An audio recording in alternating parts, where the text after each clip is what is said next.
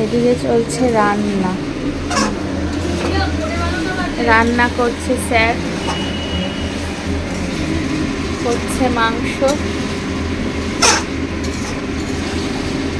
ও heavy লাগছে, কিন্তু লাগছে তো হেভি, কেমন হবে জানি না, বহুদিন পর রান্না করছি আমি। হ্যাঁ বহুদিন পর রান্না করছি, কেমন হবে কি জানি।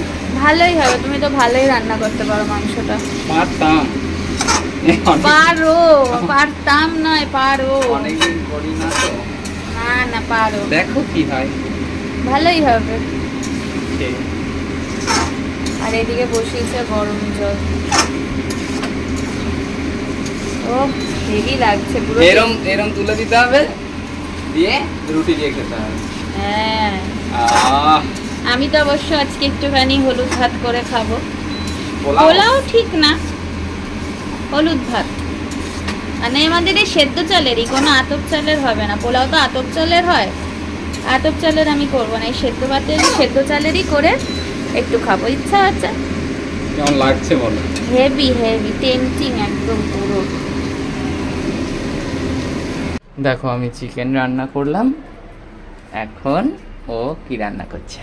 দাঁড়াও, এখনো কিছুই দিইনি। পোলাওটা করবো বললাম না? পোলাও করছে, পোলাও পোলাও, এই যে পোলাও সব রেডি করে পোলাও তো না, হলুদ ভাত। অ্যাকচুয়ালি পোলাও না, হলুদ ভাত করছে। কারণ এই আতপ চালে তো করছি না, এমনিই করছে।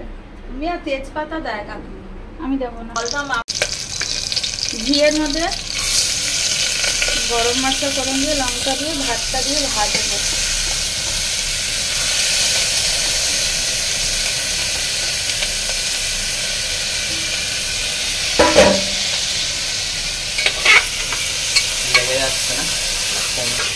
একটু ঝাল ঝাল হবে, একটু মিষ্টি মিষ্টি হবে, একটু নুন নুন হবে।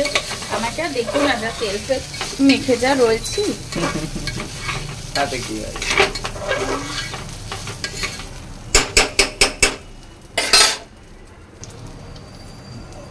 আন্দাজ মতো একটু নুন দিলাম।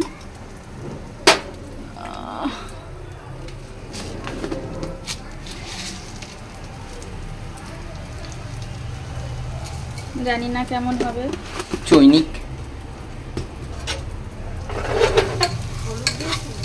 না, হলুদ দেবো দাদা, একটু হলুদ দিচ্ছি যেহেতু হলুদ ভাত।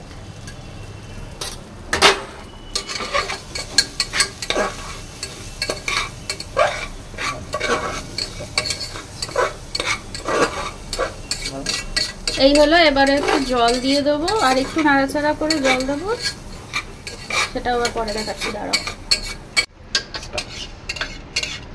দেখো আন্দাজ মতো জল দিয়েছি, বেশি গলে গেলে ভালো লাগবে না।